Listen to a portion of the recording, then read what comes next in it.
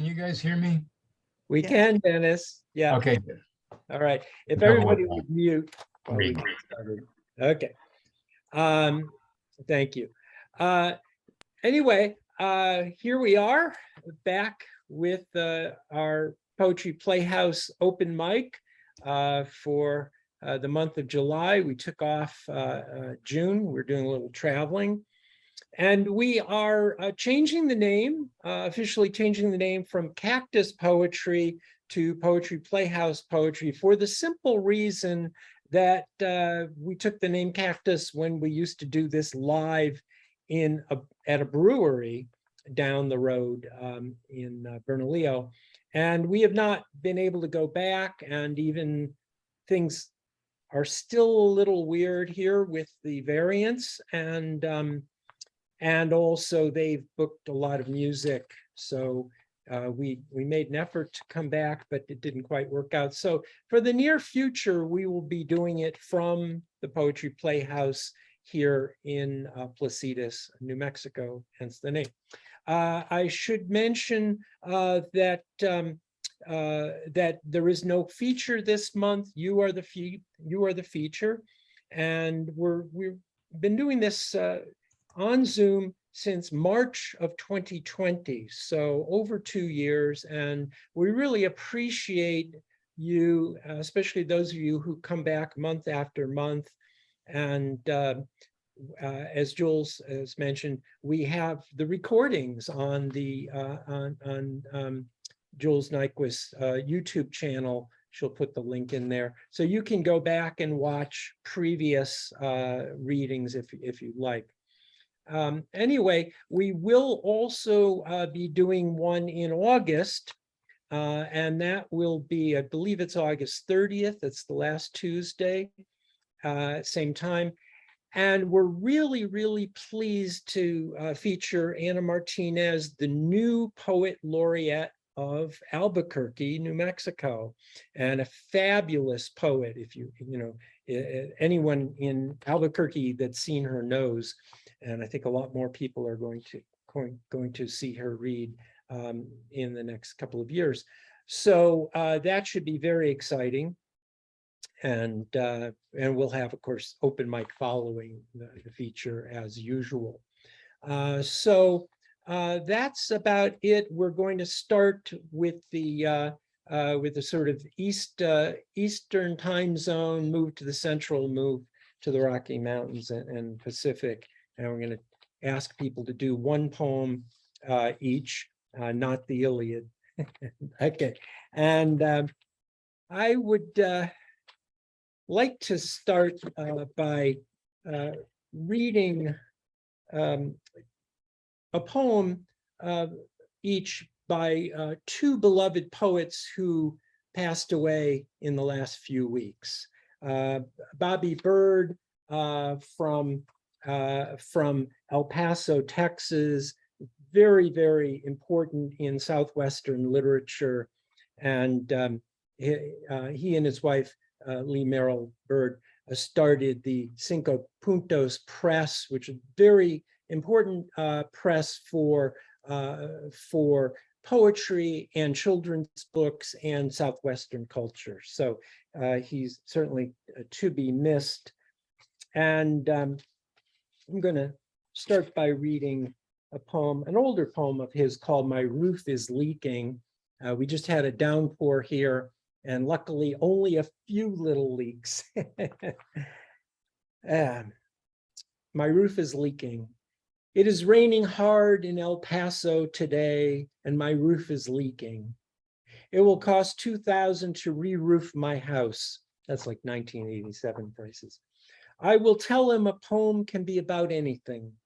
A poem can be about putting a piece of glass into a hole and it doesn't fit, or it does fit and the sun is shining in his eyes, or the wind is blowing so hard that it is busting out huge plate glass windows all over town.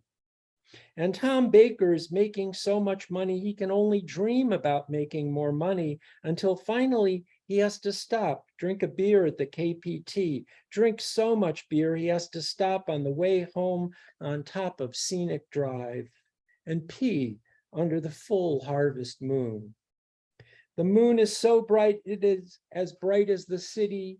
The wind has finally quit blowing. The city is tiny in the wide sky, but it sparkles and flashes.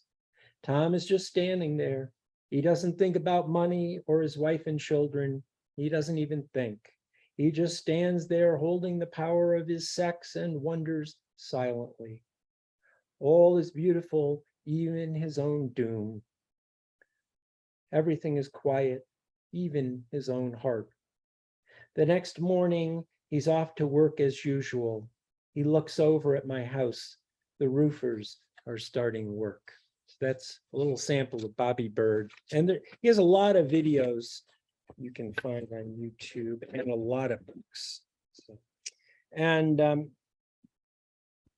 the other poet friend who died a couple of weeks ago, Leah Zazulya Watson, who from Rochester, New York, published quite a few books with Foothills Publishing, Michael and Carolyn Zernecki's press, and also is renowned as a translator of Yiddish poets. And from Tiger Bark Press, she edited and translated an award-winning selected poems of the Yiddish poet Israel Emiet.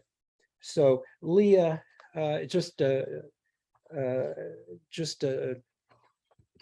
amazing person, and we're all poorer without her. I'm going to read one poem from this book, Alone as a Stone. And this is a more recent book, 2017. And this is called The Country of Her Language. 1. The first time my mother left her language, she carried only a wicker charzinka, but words flew from dendrite branch to dendrite branch like doves deep in forest. The village made a procession to the rail station, and so loud was their wailing, the train came silently.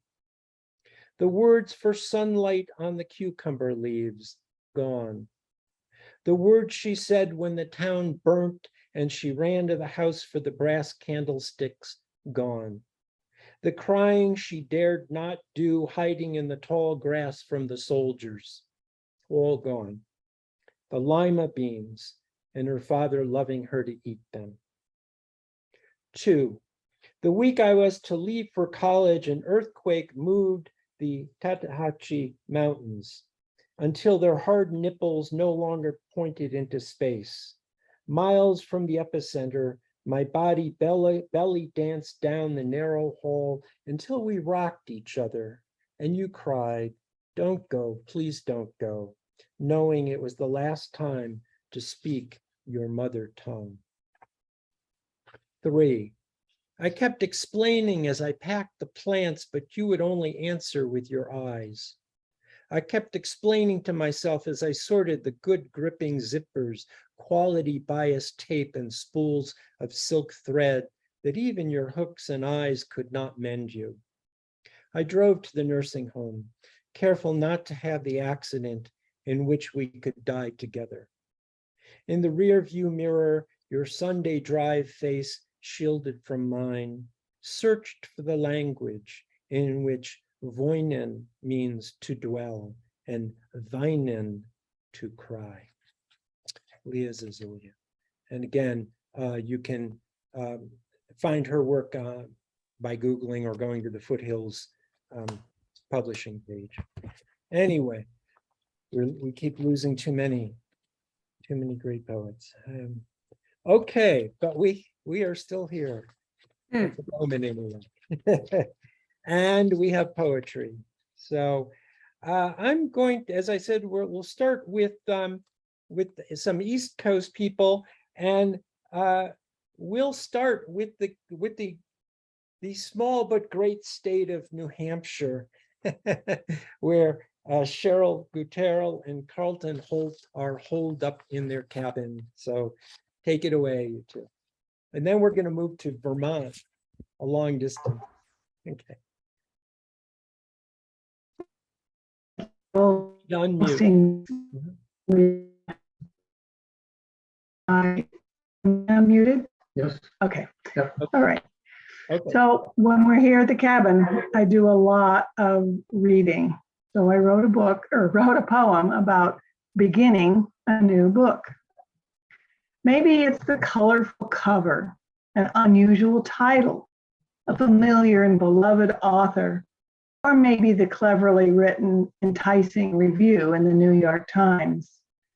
Hard to say what attracted me to this book, but here I sit with it in my lap, full of anticipation of meeting new characters, being in a new or maybe familiar setting, imagining bizarre behaviors, solving a mystery, or learning new facts about our world. Here I am at that sweet moment before opening the cover, before delving into the first paragraph, full of hope that the first will make me want to read the second, the third, and so on to a satisfying end, sort of like a first kiss. And so I open the cover, glance at the title page, year of publication, and plunge in. Like diving into a cool pool, I go deep, swim robustly, and come up for air, water, or food only when necessary. If this book is as good as I want it to be, I'll feel refreshed, maybe exercised, even exhausted when I get to the last page. That sounds like the life, Cheryl. Thank you. And Carlton. Yeah, I had a couple. Age has become a factor more and more as we have more and more bleepity bleep birthdays. So the one I was thinking of doing was grumpy, so screw that one. I'm going to do the fun one. 64 and counting. There was something about Paul McCartney in the paper the other day, and that sort of triggered a bit of a memory. When we were very young, and so were the Beatles, When I'm 64 posed questions we could hardly understand, as they were about geezers and would never apply to us. Now, being there and more, we understand and have answers for many of those questions, though we defiantly define geezerdom as an age slightly older than whatever number we claim or must admit to. But here, Sir Paul, are a few notes to bring you up to date on our long and winding road. Yes, we still send Valentines, perhaps with a bit more snark now than when we were young, but still with love. Bottles of wine do not wait for birthdays, though some really good ones show up then and on other special occasions. Whether the door would be locked if either of us stumbled in at 2:45 is a moot point, because we are normally in bed about 10. We still keep a garden going, though the weeds dominate however hard we try. I'm sorry we won't be able to rent a cottage and meet you on the Isle of Wight, as the ghost of COVID still makes us travel shy. But we have our own lovely cabin on a lovely little lake in New Hampshire, which the grandchildren seldom visit. All in all then, we still need, we still feed, and we've had a hell of a ticket to ride. Yeah, that was great, Carlton. Quite clever. Thank you. Yeah. I want to ask Billy Brown a favor. Are you on, Billy? I You saw are. his smiley face a little ago. Anyway, Yeah. okay. After a year, I got you to say my last name right. You want to tell John what it is? Holte.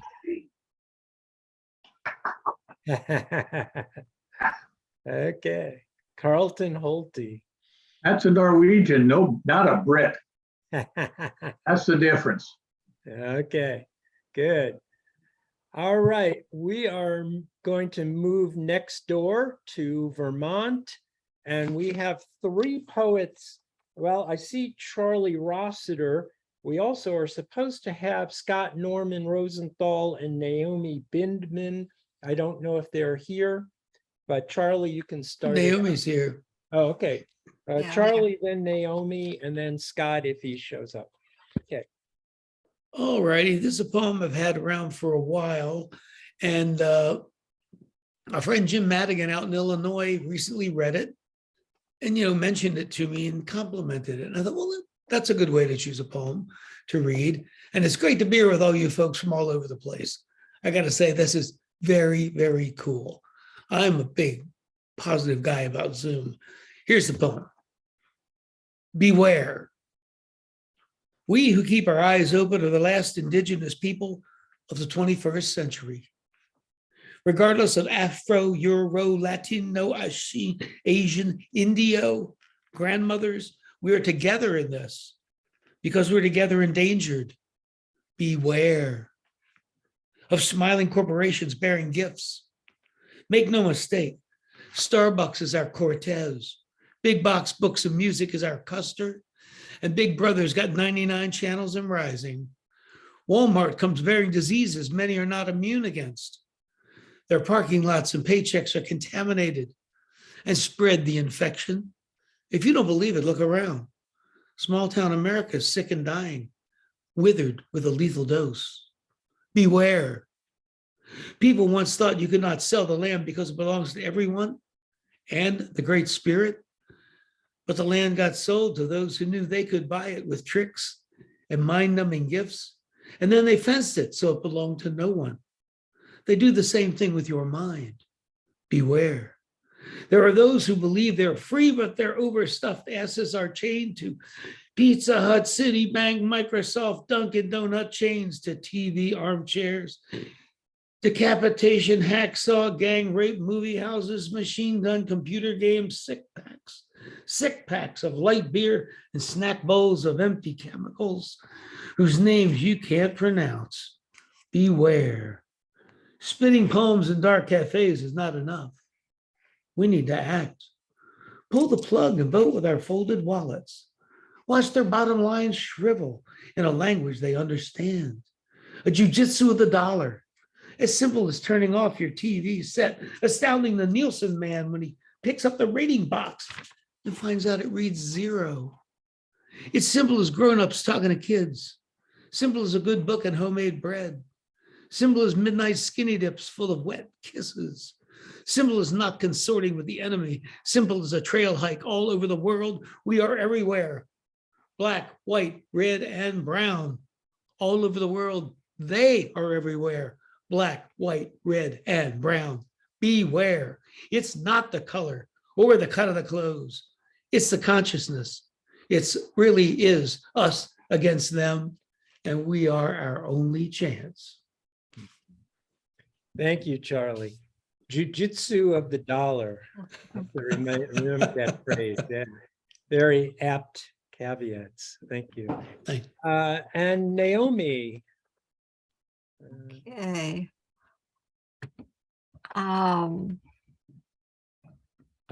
So I apologize to the people who just heard this piece on a different open mic. But I was assuming I was like going to see no familiar faces. There are quite a few. Anyhow, this is called Garden Visit. The view from the back porch is serene. The lawn slopes down to my garden, surrounded by brilliant blobs of color, a Monet painting come to life. Round, ripe raspberries dangle like fat rubies, and undisturbed below a wall of nettles, a marsh of cattails, willows, orange lilies, pink Joe Pyeweed, and an enormous cottonwood, arms undulating, each individual fluttering heart-shaped leaf returning the setting sun, thousands of hand mirrors waving.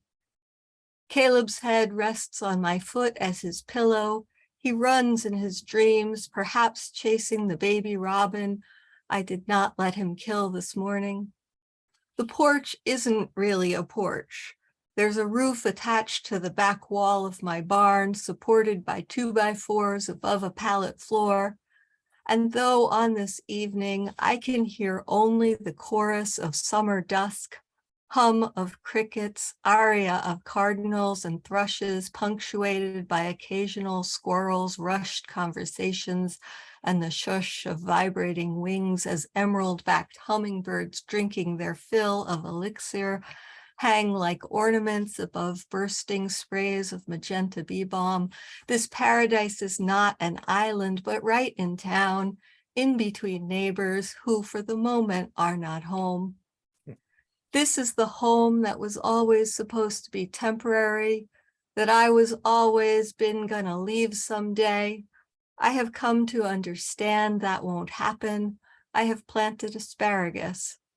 Their lacy glazed plumes shimmer in dewy morning, snowy feathers above a bed of bobbing red poppies.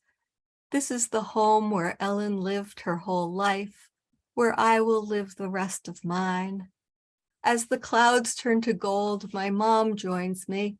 She looks out at the scene with a smile, sits down beside me, rests her knitting on her lap. Does she have a cell phone? Yes, of course. She'd resisted as long as was possible, but she is practical. Her hair completely white, now a fluffy halo, though we both enjoy telling how she used to have me balance on the edge of the tub behind her while she'd peer into the mirror, ferreting intruding gray hairs for me to yank out, until she decided she'd rather go gray than bald. Her eyes are still blue-green hazel, at least I think so. Did I ever know? Or did I take knowing for granted? I'm glad she likes my yard, my home, respects my choices. She still teaches math, her passion. Her home's still a haven for students. She asks about the new courses I'm preparing, and I'm eager to tell her my ideas to hear her thoughts. But before I can get far, Ellen's laughter, lilting in harmony with the tinkling wind chimes, announces her arrival.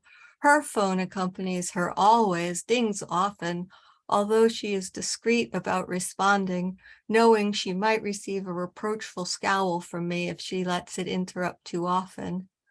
But I do understand that agents and directors have to be able to reach her, and I am happy that she is joyfully living her dreams. She leans toward me, kisses my cheek. Her eyes are deep, dark blue, blue like unfathomable pools, like the bottom of the ocean, like the velvet sky right after sunset as stars reappear before all the blueness completely fades to black. I reach up to hug her and kiss her back. Jonna, honey, Ellen says to her little one, holding tightly to her hand, do you want to pick raspberries? Together they race off to the edge of the yard without containers of any kind, returning a few moments later, brightest lipstick dripping. Ellen plops Jonna onto my lap, then swooshes over to wrap her arm around her grandmother's shoulders. I watch my daughter and mother loving each other, my arms folded around my granddaughter's imperceptible body. She nestles into me. I kiss her soft hair. Happiness fills my entire being, overflows into the yard, cascading through this magical night, down my cheeks, floating on birdsong, up to iridescent clouds, blurry through wet lashes. Caleb whimpers in his sleep. I stroke his black silky fur, soothing us both. Thank you, Naomi. That was delightfully idyllic. Thank you.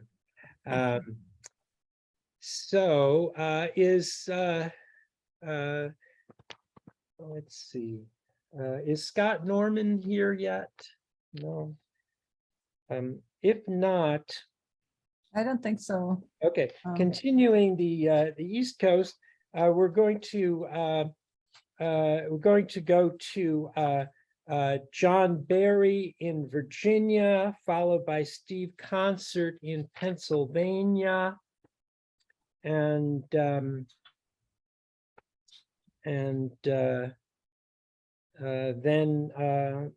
Dennis Fermento in Louisiana and Susan Newton in Mississippi. So,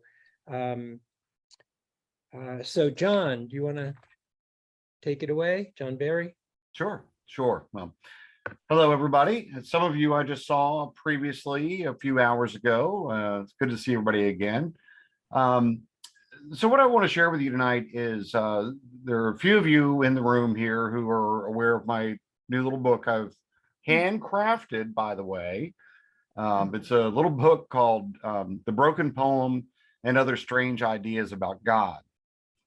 And it's a series of poems that I've written that they read very much like stories. So what I want to share with you tonight is a piece that is going to be in volume 2 that I'm hoping to release maybe in September. So this is called The New Creature.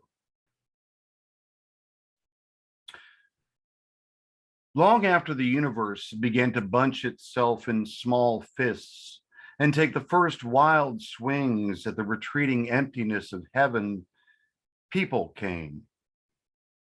And not just the ones you were thinking of now, but many creatures, great and small, each with their own special worries for God.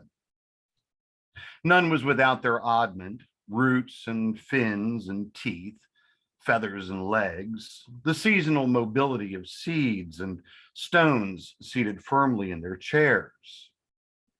And none so rudimentary as to be casually heaped like cheap coppers in a greedy dragon's lair of golden living things.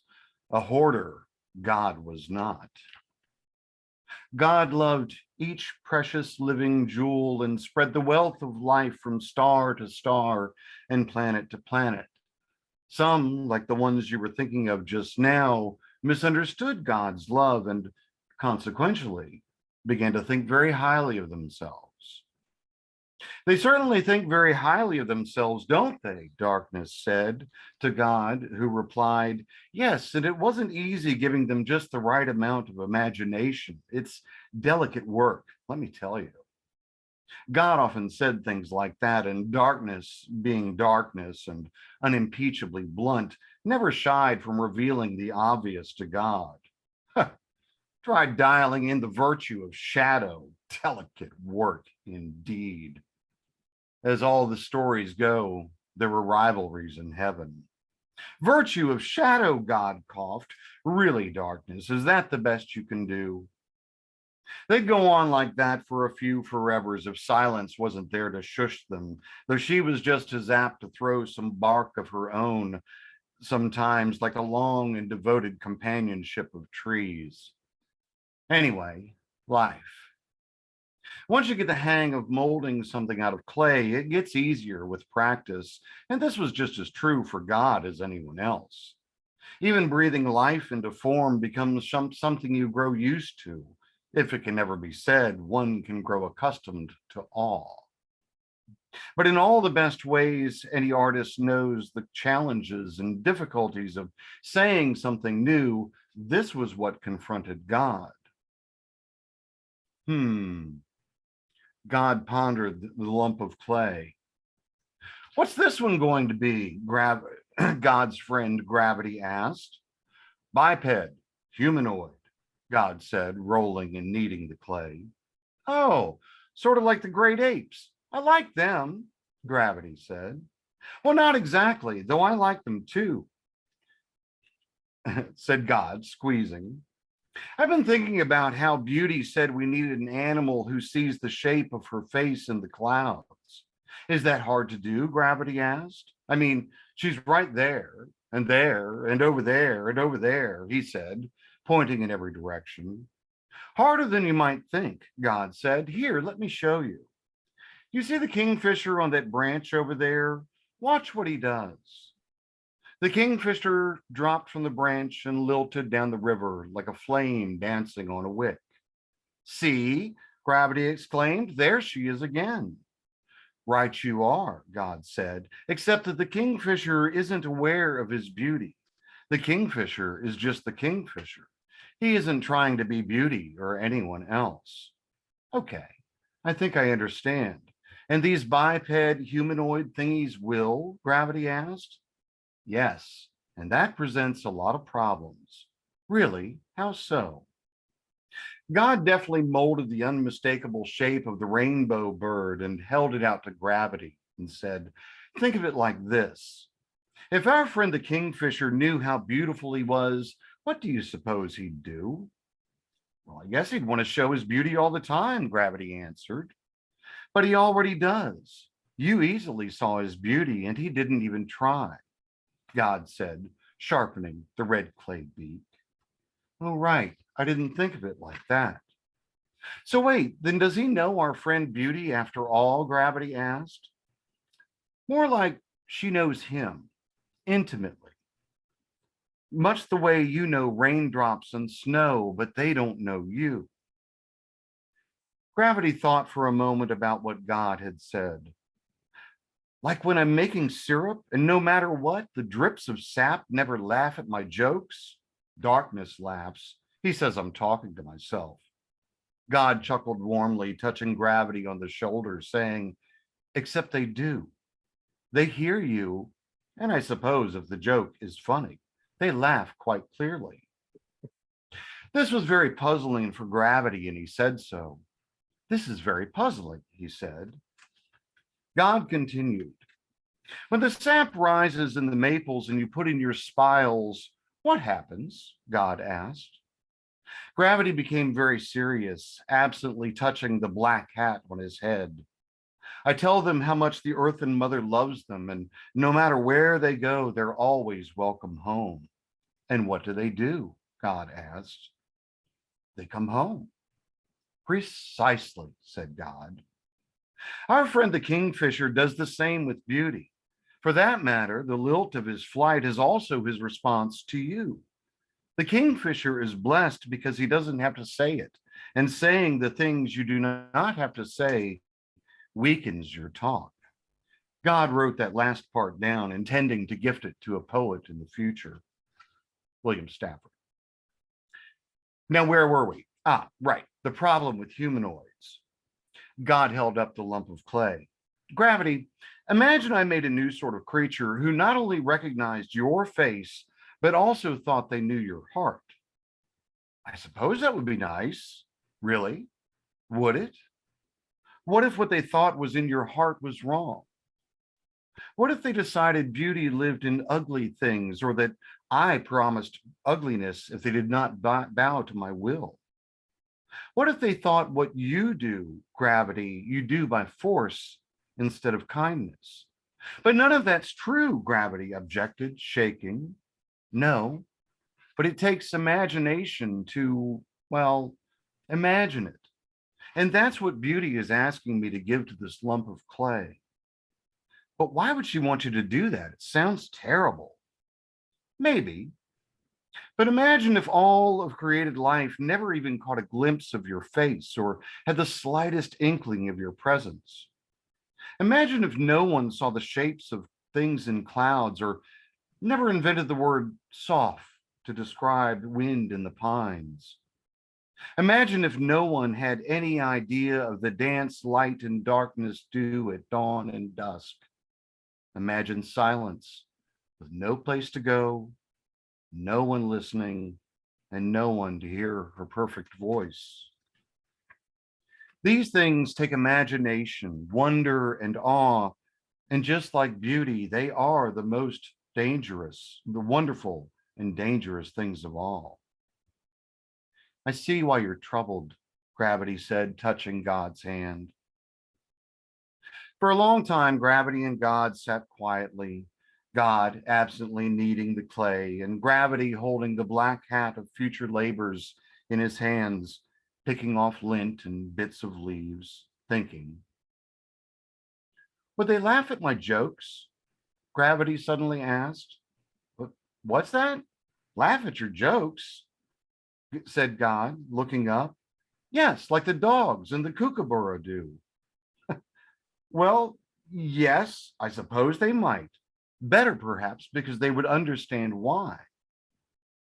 Gravity thought for a moment, then said, then I think you should do it. Thank you, John. Sorry, that was a little long, but I couldn't help myself. It's hard. That was It's hard to lovely. break up the narrative. So yeah, and I look forward to further installments of those dialogues. You'll have them. Good.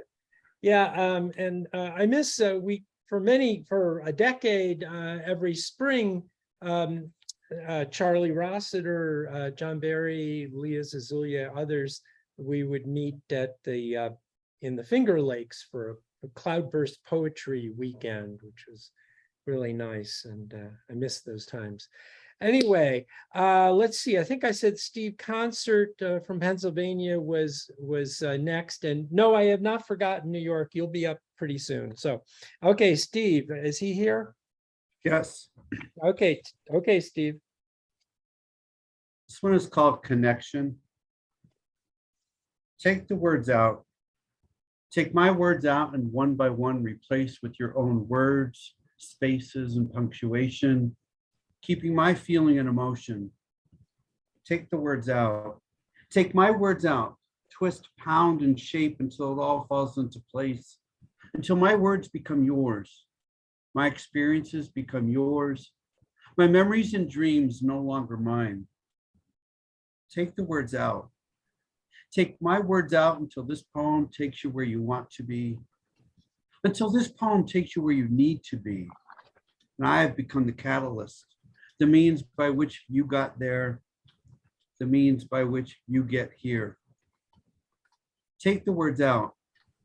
Take my words out until I'm nothing but the naked truth of what you want to hear, of what you need to hear. Take the words out. Take my words out. I relinquish them to you. Thank you. Thank you, Stephen. Thank you.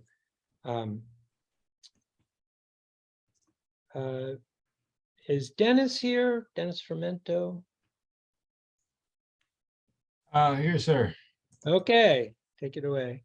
Okay, poem, not my own, by the Italian poet Eugenio Montale, called The Magnolia's Shadow.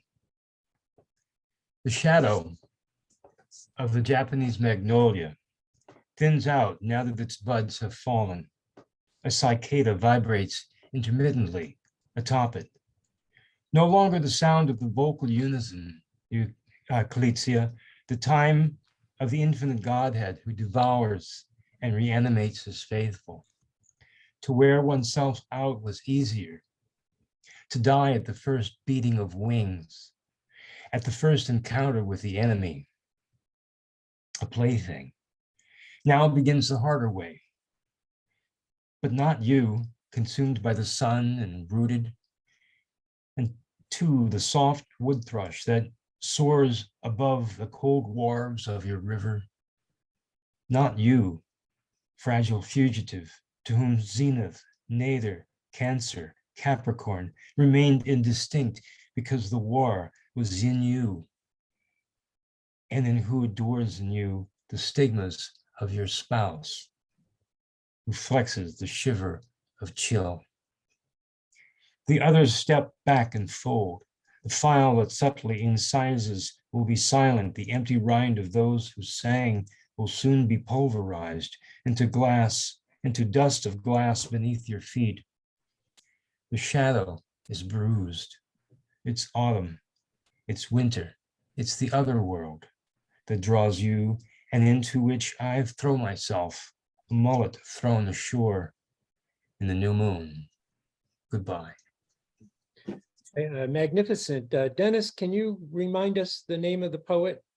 Eugenio Montale, Oh, yeah. Okay, great. Medicine's poet. Italian poet. Yeah, good. Thank you. Is Susan Newton here? Hello, everybody. Hi, Susan. Been a few months since I've been here, but I'm back.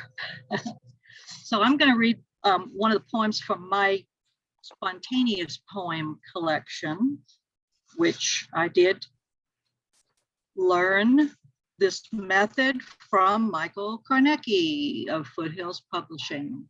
Yes, and I found that the method is much easier. For me, it was easy, I guess, because my train of thought just never stopped. So, okay, this is called Beauty. There is beauty everywhere if you will only look and see it. the beauty of the bright blue sky flushed up against puffy white clouds, sometimes marginalized darker gray clouds, sometimes, such an interesting transition and commingling. Even rainfall in the distance is beautiful. Hawk flight through sky, treetops brushing low clouds, gentle warm breeze on a summer day. Close your eyes and feel it, taste it. There's so much beauty to behold if you would just stop long enough. Put the devices down, observe it, savor it. Thank you, Suzanne. Good advice. Thank you. Good to see you again. Thank you. So we're going to move on to New York State, and we'll start with Alfred Encarnacion, and then if they're here, Joe St. Martin, Monty Campbell, and Gretchen Schultz, and Jean Stelzig in that order. So Alfred, take us away. Yes, thank you, John. But one correction, I'm from New Jersey, not New okay. York. But close, All right. close enough. Okay. Sorry about that. I've been revisiting some of my early poems, and it's hard for me to believe my first book came out 10 years ago, and I very rarely read from it. But when I go back and look at it, it's interesting. It seems like the poems were written by someone else. So I'm going to read the first poem in that first book, and the poem's entitled Marginalia. Sometimes my life seems scribbled in someone else's marginalia. I read the I Ching to be enlightened, but nothing changes. I read it for pure entertainment, and suddenly it's prophetic as the TV guide. I will pack the dark bags of sorrow under my eyes, follow the river curves to a hut on the outskirts of karma, wait in lotus position for Buddha's call on my cellular phone. I will sing as the roof of nipple leaves burst into flames and wind blows away my name like smoke from a shadow set on fire. Thank you. Thank you. Sometimes those older poems are really worth reading again. So terrific. Yeah. Is Joe St. Martin here from Rochester, New York? Or if not, or Monty Campbell. I'm never sure whether Monty is in the Finger Lakes or in Montana or in many other places he gets around. Is Monty here? No Joe, no Monty. How about Gretchen Schultz from Rochester? Well, we're going down the list. And Jean Stelzig from Geneseo I saw earlier. Jean?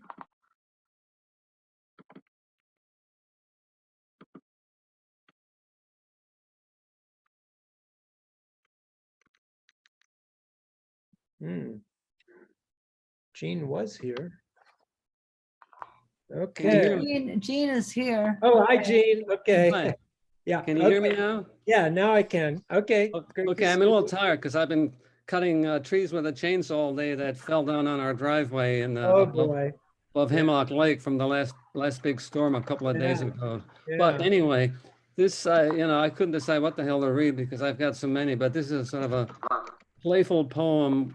The title is "Poets Are a Dime a Dozen," and looking at everybody here, it kind of proves the point. But it's a late life take. I'm turning 79 in August. So it's a late. And you're life still out there with a chainsaw at 79. I'm impressed.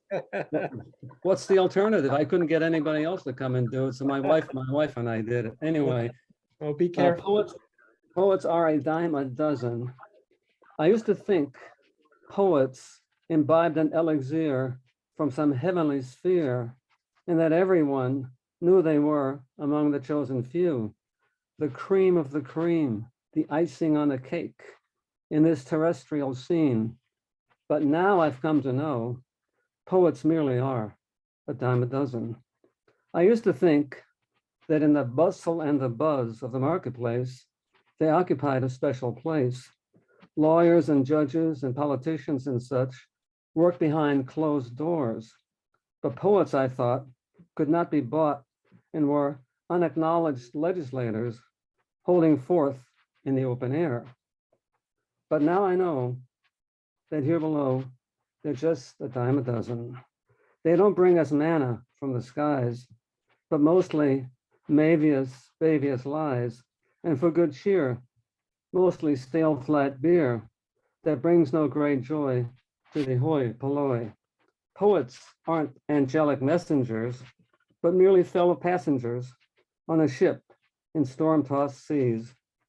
They aren't spirits, rarefied or refined. They're just part of the unrefined dross of ordinary humankind. Once I thought they were among the elect and the chosen, but now I've come to know they merely come a dime a dozen. That was marvelous. Thank you, thank you.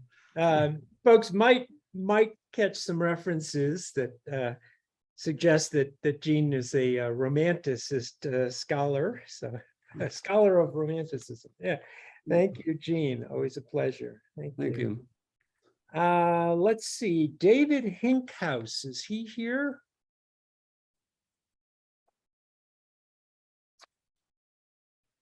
If No, I do not see him. okay, then I do see Anita Augustin and Dan Wilcox and Pat Tansey. So in that order, Anita from Rochester, or near Rochester anyway, Fairport. Hi, okay.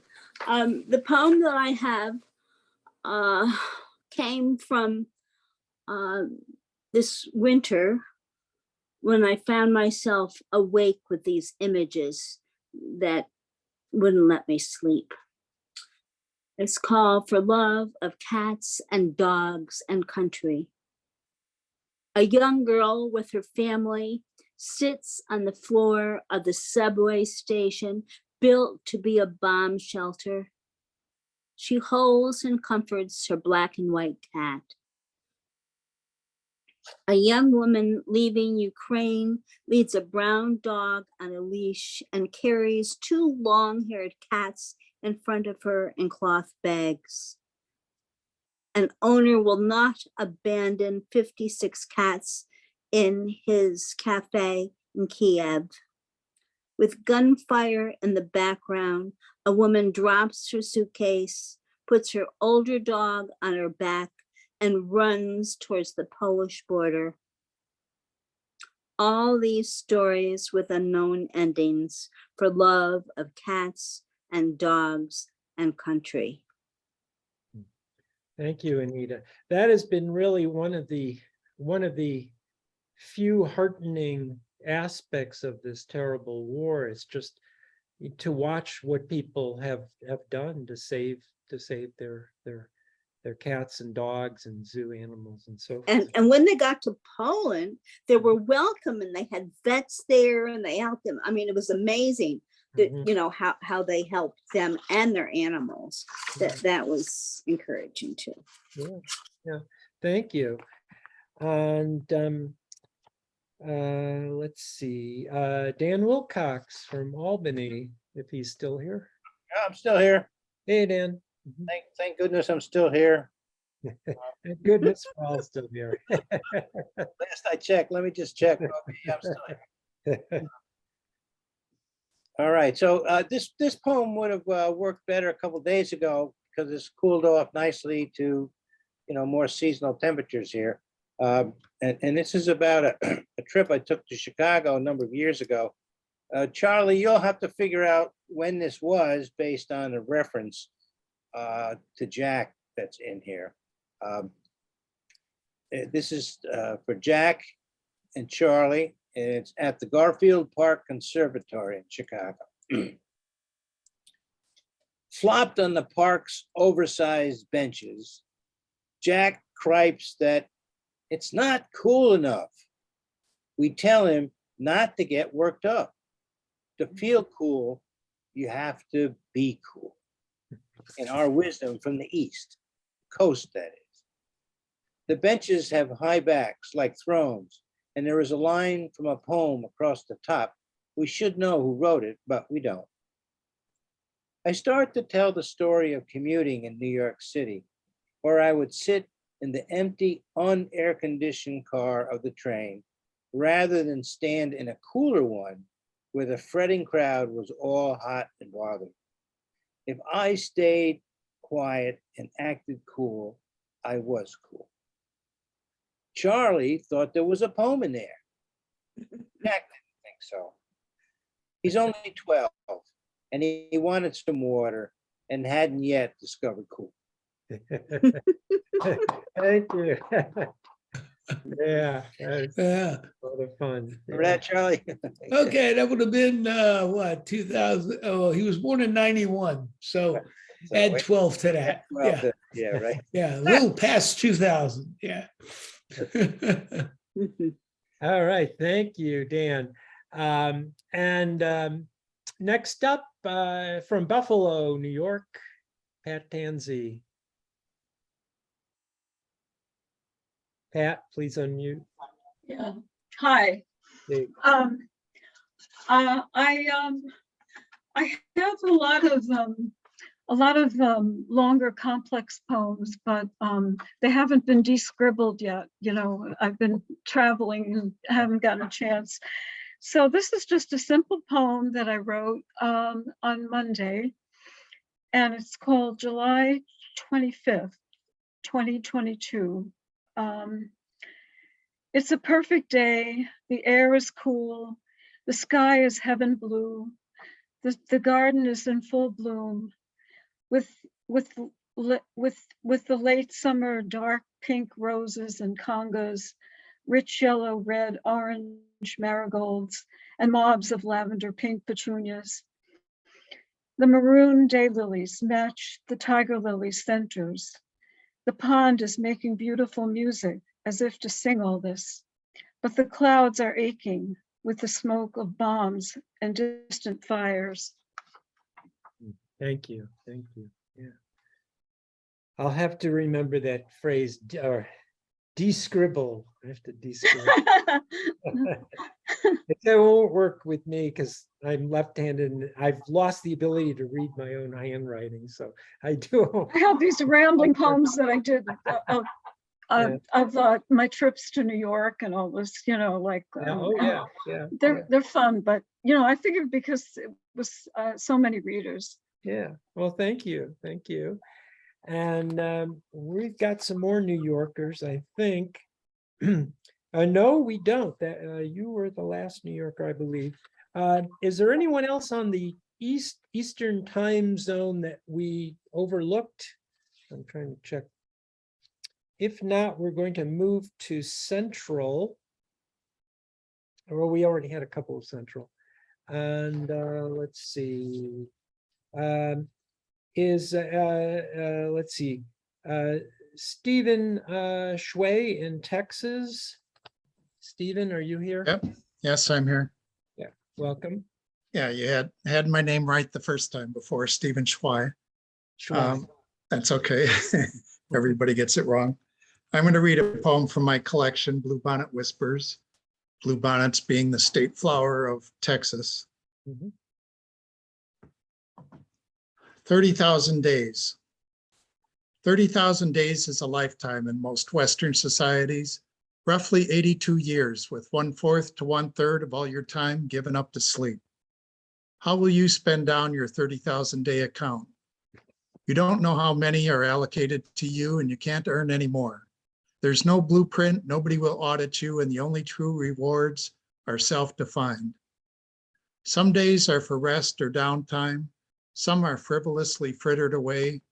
Errands and life's obstacles and tasks easily eat up thousands of days. Will the rest be fulfilling, make you proud, and make you feel like you've accomplished something or other?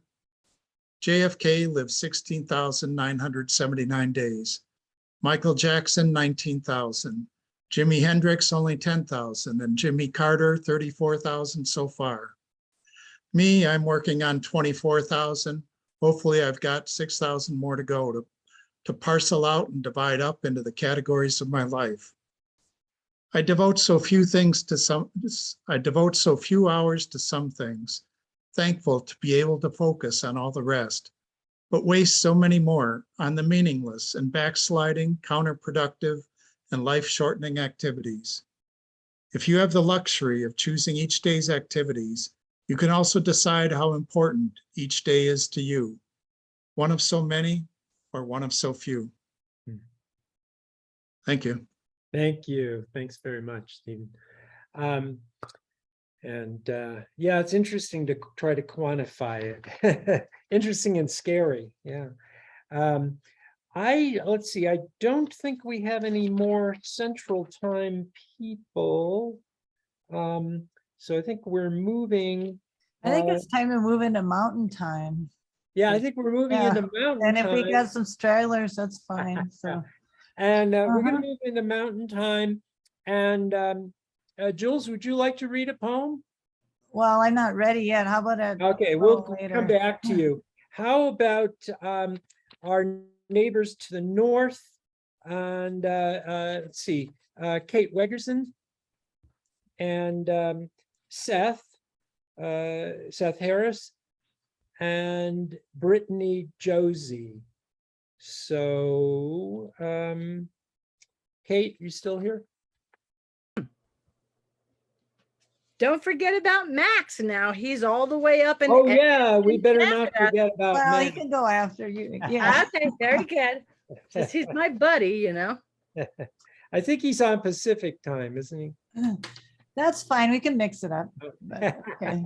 All right, we'll go with Max after. Okay, Kate, take it away. Wonderful group here in Colorado that drew people in, just as you, Jules, and John have. And for 2 years, every week, they had their zoetry, and they called themselves, nicknamed the Magpies. Why am I a magpie? I am a magpie as I have the courage to land. So they're doing their second anthology, and I have 3 poems accepted that I submitted. And here's one of them, my favorite. Preamble. Often I rise before night has relinquished the creature movements and before the flight of the bird song choir. There the fox was still wandering in my yard. I returned to sleep. Then the alarm went off, announcing, today we have Mr. Fox from Trees, Water, and People. There was my prompt. It's time to write a poem. Fox and the soul of a woman. Lone fox in my yard stopped in its tracks. Listening, thoughts spelled out in code. No interruption. Night fox and a woman's soul, each late for the dawn, watching the clouds sail, listening in silence. Snowflakes fall gently, dark sky stars ascend, heaven sent. How will I know you? Long memory now. Fox listened to my thoughts, stopped in its tracks. Keen listening, I spelled out my code. There was no interruption. A lovely song rang out under night's fading moonlight. A fox and the soul of a woman await the dawn. Long-lasting, ancient echoes resound, weaving change for the best outcome in the round. Thank you. Thank you. Marvelous. Thank you, Kate. And also from Colorado, Seth, Gregory Seth Harris. Aren't you going to have Max go first? We'll get to Max. All right. Okay. Okay. All right. Because I already announced you and Brittany, if Brittany's here, and then it'll be Max after. All right. Well, hi, everyone. This is a poem I've been working on for several weeks now, and I think it's finally done. So I'm going to share it here. It's called When Poems Leave Their Doors Open. When poems leave their doors open, who knows who will walk in? Black dwarves with nebula eyes, young girls with similes for smiles, clucking their pink tongues at paper boys shouting black and white headlines. Your heart tugging at your cufflinks, ego caught in its own big lie. When poems stretch their legs lazily across front porches, adjust their baseball caps, the gravitational pull caused grown men to confess their sins, nuns to menstruate. Even trees will pull out umbrellas to catch tears waterlogged with humble grace. Peacocks bemoan their own feathers, binary stars clear their throats. Like an elf climbing a funny bone, a poem will raise its brow, pulsars pausing in their orbit to let the dog out, open the bird cage, set the winged prisoner free. A poem's eclipse can cast a dark shadow that illuminates, prove blue moons an everyday occurrence, scatter superclusters like scared geese. A poem's magnetic field can spatter radio waves, stir solar winds of sticky regret, loosen elbows locked in stone-deaf denial, offer a soft thigh to pillow a weary head. The poem, poised for space travel, is an intergalactic black hole that flashes with flashes of white light, the midnight blue of a raven's caw, the hidden map into the Milky Way of the collective soul. When a poem written in a back room leaves its door open, who knows what might crawl through? Shine a light on its inner you, offer a ride to that elusive place instantly recognized as home. Yeah. Hey, magnificent and magical and all that. Thank you for debuting the new work with us. So I enjoyed it. Yeah. Thank you for allowing me. Yeah. Hope to see you down here again whenever things get there. So is Brittany, sorry, Brittany Josie here from Colorado? I don't think so. And then I'm going to switch over. What happened to Max? Oh yeah, sorry, Max. From Canada. Is it Max? Is it Edmonton? Is that where you are? It is Edmonton in the province of Alberta, and we are on Mountain Daylight Time here. Okay, good. All right, welcome. Thank you for that. As you may have seen in the chat box, Kate was asking me about the Pope, if I'd seen him. He is presently here in Edmonton, and it's in response to reconciliation with the Indigenous people that is place between our government and our settlers and the First Nations right now. And I'd like to share a poem that I wrote in response to that. A couple of weeks ago, it was actually Indigenous Peoples Day here in Canada, and now with the Pope here, he is making an apology for some of the things that have happened in the past in residential schools and treatment of the land that First Nations dwelled on for centuries. My poem is called Transplanted.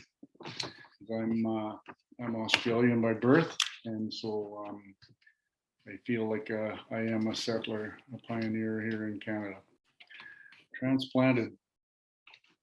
A transplanted man I am, Australian, from ancestral land of Aboriginals, guarding traditional territories, bearing dingoes, marsupials, and opals, lands created mystically in dreamtime by the creator spirit who teaches humans to treat the earth and animals with respect for the land in their reaches.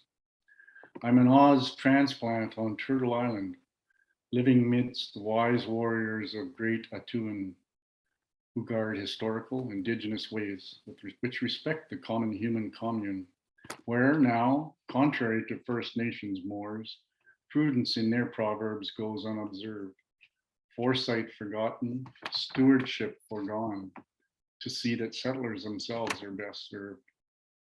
Sadly, to this Tlatelolmic's nation, the salmon spawn the streams in smaller schools. Cruelly to the Kitasoo and Ixaisa, herring roe are vanishing from the kelp pools. And ruefully to Inuit and Dene tribes, the caribou dwell in dwindling ranges, while grimly to Blackfoot and Nehaya Cree, bison have disappeared from the Great Plains.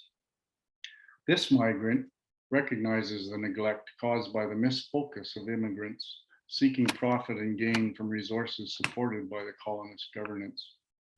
2, this foreigner remembers the men, the lawmakers like Harper and Kenny, who assaulted and exploited the land to benefit few at the expense of many.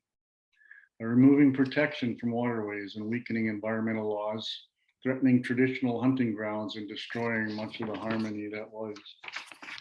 Craving more, taking more, forsaking more, while still ignoring signals of duress. The elders' ears hear cries in the wilderness, and their eyes shed tears seeing the signs of distress. Why can we not observe the discernment professed within their trelititious lore, nor bear witness to their wholesome wisdom of well-being through wardship anymore? Why can't we thank our First Nation neighbors and ancestral Indigenous forebears for cultures concerned with conservation, creation, and ecological cares? Kinanas komiten, I say to them, for preserving these lands for centuries.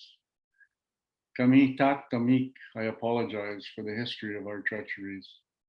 Before it's too late, we must acknowledge when animals disappear, we will too. Before it's too late, we must reconcile relations with nature and with Manitou. Thank you, Max. Thank you.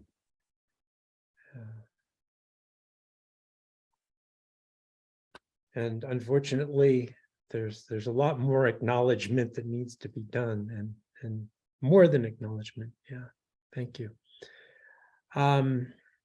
We have Jefferson Carter wasn't able to make it, so we have only one Arizona poet, Annie Walker, if she's here.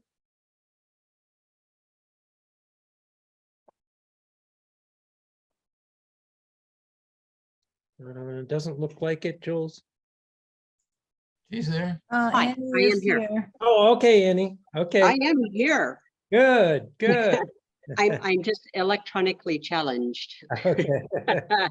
As many of us are. Yeah, thank you so much. It's good to be here. I haven't seen you guys in a while, so it's good to be here.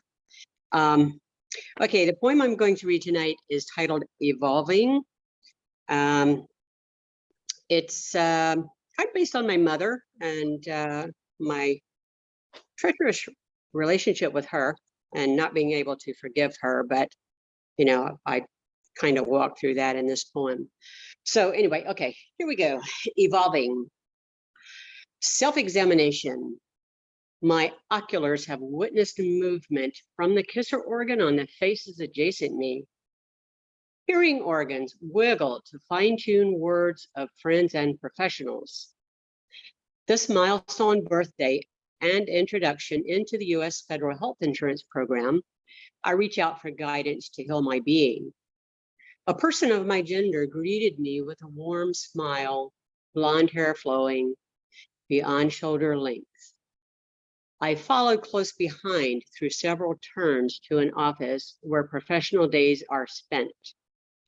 As I sat on the small 2-seat, warm color, cloth-covered sofa, I took in photos and credentials throughout the room. The first of many questions, where shall we start? Without pause, my reply, at the beginning. My mother's first daughter died at age 2. She said she would have a backyard full of children if that's what it took to have another girl. She didn't want me. She wanted a replacement for the 2-year-old baby girl she lost. The professional, unwavering, took many, many notes. Through the ongoing 7-day intervals, 3 visits per interval, pinholes of light began to appear in this lifetime of darkness.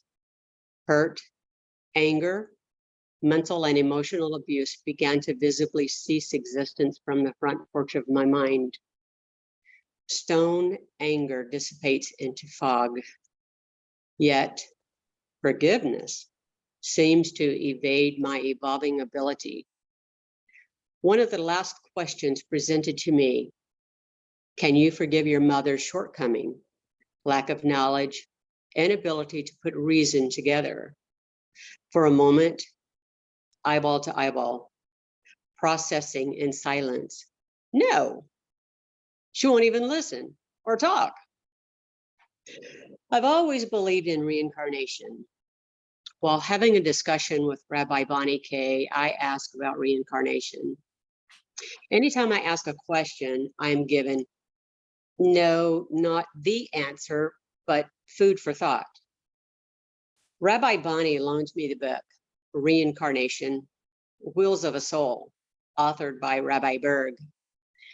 This amazing read gave light to lingering questions. One is, why am I so different from my biological family? This book, another tool to loosen the grip of darkness. On this day, Tuesday, May 31st, 2022, I met a woman that would allow further light into my life. I felt immediate comfort in the soul. We met in the den of her parents, my client's home. As a caregiver, I've had the opportunity to meet many people, none that would permeate my being as these people have done. After sharing parts of my life, my friend spoke. Forgiveness is for the one that was hurt. Again, seed planted, food for thought. Though the immediate response, she blah, blah, blah, I could rattle off so many actions opposite a mother's love. She doesn't even try. There's no light, none. After several rotations of moon and sun, gray matter distracted only by active communication. On the 4th rotation of moon and sun, my body semi-reclined, my short layered salt and pepper lightly resting on the tan cloth covered recliner. Thoughts are rolling and booming, mimicking a pre-rainstorm. A crack! My friend's message busted through the gray matter, humbly processing. I felt warm fluid fill my brown eyes with tears of enlightenment and relief. My desire to forgive, to live fully in present. But how? How do I learn to forgive?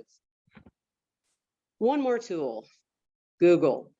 My search, how to forgive someone. My findings, how to forgive someone who has hurt you in 15 steps, authored by Dr. Wayne Dyer. Answers found, active application in process. I look to my collection of daily inspiring quotes, mindfully present, for further dissipation of fog. You must love in such a way that the person you love feels free. Thich Nhat Hanh. A reminder, love myself.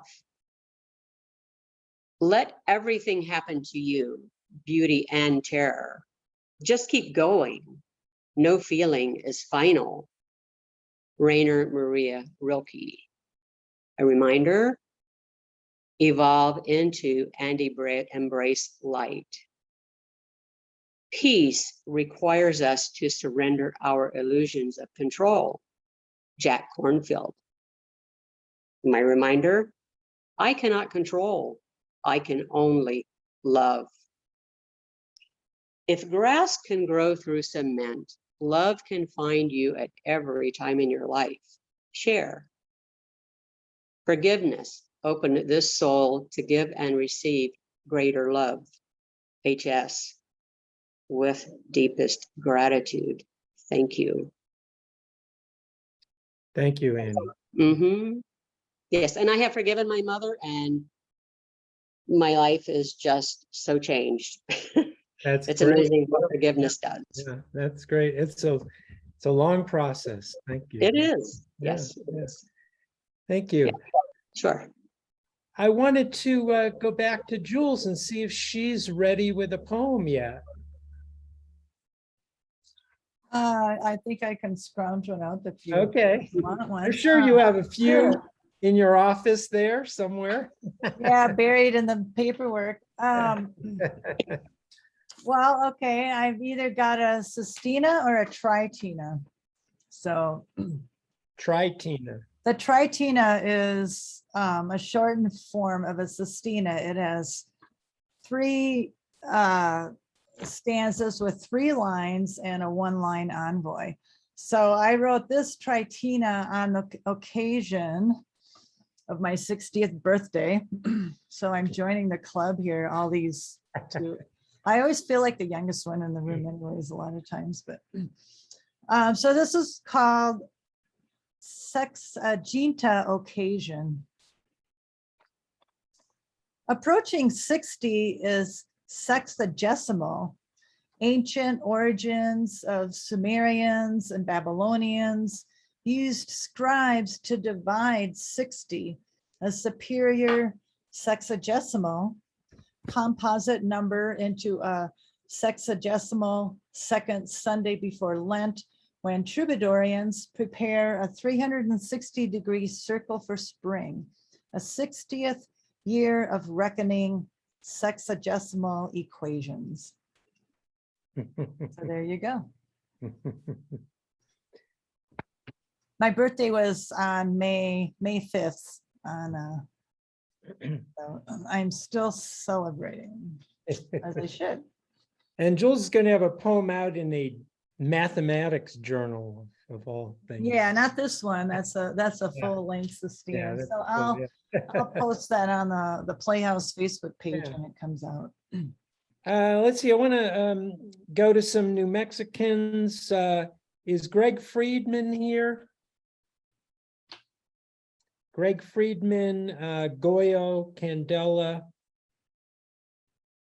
and I'm here, John. go ahead, Goyo. Okay. John, I want to say, first of all, to you and Jules, thank you for hosting. And I wanted to also say thank you, John, for remembering the recent dead. We should all do that. I want to remember Stuart Warren for a second, and to say that I expressed to him that I was interested in Pablo Neruda, and this is what he did. He sent me all these books, bless his heart, as he always was so generous. This poem is entitled On Reading Pablo Neruda's The Bell Ringer. Nude, immersed in my tub, reading Pablo Neruda. The bell ringer pulls the sky back and forth, then tumbles backwards from the bell tower into the graveyard. Pablo Neruda sniffed the afterbirth of the 20th century and smelled putrefaction. He knew Pinochet. The immortals die, the emancipators are murdered. Now the demagogues, the slime feeders. But what of the poets, these Pueblo pot makers working micaceous clay. Words? History shapes itself from the blood pouring from their laurels and from their hands. Thank you. Powerful. Thank you. I want to, since you mentioned Stuart, another great friend, and we were able to work with his widow, Pamela, on his final collection, Feeling the Distance, in 2020, at the end of 2020. And then the next year, poems by his friends, including Goyo, his friends for him, offerings for the journey. I'm along those lines, I'm really pleased that Billy Brown, who's here tonight, will be publishing a book by another friend, late friend, Eleanor Stewart, and there'll be poems by her and about her. So contact Billy if you have anything that you want to contribute to that. Thanks again, Goyo. Let's see. Let's see. We'll go through this. These New Mexico poets: Teresa Gallion, Maramay Moffett, Janet Ruth, Janet Einier, and Jim Dudley and/or Mary Dudley. So Teresa, I saw earlier. I think. I'm here. Hey, Teresa. I'm here. Are you actually not traveling the world right now? Well, I'm actually home. Okay, quite unusual. Okay, yeah, take it away. I just recently returned from Egypt and Jordan, and Egypt had such a major impact on me. I'm still reeling and writing about it. So I'm going to share a poem related to that. It's called River Reflection. My walking meditation draws me to the spirit of the Rio Grande, soothing in the morning light. I feel regal after the benediction of an Egyptian massage. No words to adequately describe the ancient hold of energy of temple ruins and tombs unearthed in all their glory, tease my many lifetimes sitting here beside the river. I am remarkably blessed here in the Bosque with a wave of New Mexico love light surrounding me. I gaze the eloquence of delightful cottonwood as it sings in green lyrics all around the river and me. I could shout my gratitude over and over, and that would not be sufficient to express my joy to be home in my beloved New Mexico, reflecting on my journey. I touch the Rio Grande, step out of my body into the Nile River. I feel the weight of 4,000 years speak to me in tongues I can understand when it tells me I am still here. Mankind may pollute and abuse me, cause a temporary flu, but cannot destroy me. I will be here when all the pathetic souls of earth leave the planet, for I am eternal. I am the key of life. I am the fluid of life. I am the goddess of energy. I will survive another 4,000 years. I will still be here. My soul feels the cold vigor of those years, making me tremble in the magnitude of those words. It is the power of earth to tell a story in generational waves as we repeat the cycles of life and death, and the river still flows.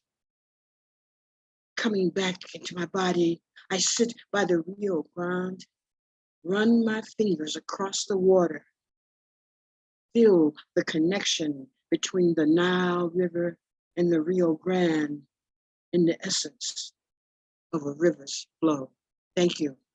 Thank you, Teresa. Thank you. Great journey. Thank you. Yeah. Is Marinate here? Or if not, Janet Ruth, I saw earlier. Janet's here, right? Hey, Janet. Yes, I'm here if I can find my unmute button. Okay. We hear you. Mhm. Okay. This is sort of a new poem, first draft around or whatever. I took a Zoom class recently that was about writing self-portrait poems using other people's poems as prompts. So this poem was after Jaswinder Bellina's poem, Portrait of a Horse, and mine is called Portrait of a Raven. Sometimes the raven is simply a raven. Sometimes the raven is mythical bearer of fire from the sun. Sometimes the raven is trickster, leaving the woman holding the bag. Or the raven is misidentified. From afar, what looks like a raven without perspective is merely a crow or a blackbird with an inflated sense of itself. There is an unexpected feeling of having been misled at least one time and drawn in with her eyes wide open the next. She feels variously outraged, sheepish, resigned. Sometimes she thinks of the earlier one. He got away without explanation. She tosses in sleep and dreams of flight, his or hers, and wonders why. Memories old, details mostly forgotten. Sometimes the raven flies raggedly, molting flight feathers. Sometimes the raven is a young woman growing older who often quotes Poe, nevermore, nevermore. But there is no raven. There are 2 yes days for every nevermore, but no hint of a raven. Sometimes speaking of the raven is a means of avoiding speaking about her choices, which is cowardly. Late last night, by herself, remembering the times she chose carelessly. Late last night, her body next to the body of the one she finally chose. Really, they chose each other, both pairs of eyes wide open. The raven is a feathered metaphor for choice, but sometimes the raven is a feathered doubt after. Sometimes the raven is the doubt as she looks at all that has followed her decisions, awakens from a dream of what if she'd chosen differently. But this doubt is not really regret, rather a recognition of the pros and cons, the lack of a single perfect choice. The search for perfection is overrated. She can ask for more. She can be grateful for all she has. She can speak of her needs. She can ask about his. She can sit behind the raven's eyes. Sometimes the raven is a raucous cry. The raven is this yearning that won't go away. Spreading her arms, with a shiver of her shoulders, she molts a new set of feathers. Early this morning, a raven's knocking call in the pinion. Early this morning, the raven flies over the hill. She will follow. She will stay. Yeah, marvelous. Thank you. Yeah. Good one, Janet. Hey, I just want to mention Janet's our new Albuquerque poetry chapter chair for starting in fall. Yeah. So we'll see Congratulations. what she has Janet. planned for us. Yeah, look forward to. And let's see. Janet Einier, I don't think is here. So that would... I am here. Oh, you are here. Oh, sorry about that. Yeah. Okay, great. Yeah. To see you. Okay. Yeah. First of all, Jules and John, thank you for all you do for us. It's just such a generous and lovely way that you support us. And I've been writing poems about my visits to Grand Canyon for 50 years. And this is an old one that I'm polishing for my next book, which will be a Grand Canyon book. Maybe it'll be called A Time to Gather Stones. I'm not sure yet. And the epigram for this is not about Grand Canyon, but it has to do with the topic of guitars. And it's from Paul Simon's Going to Graceland, and it is this line: the Mississippi Delta was shining like a national guitar.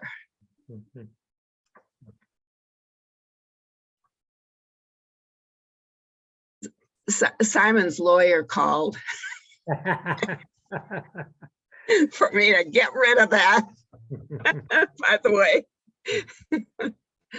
Okay, Old Gibson's Passage. I sang the Doc Watson, Malvina Reynolds, New Law City Ramblers, Mellow Mountain Holler era. The David Bromberg, Paul Simon, Judy Collins, Gordon Lightfoot, Angel Blue, and folky era. The Phil Oakes, Joan Baez, Bob Dylan, John Prine, spiky social crit era.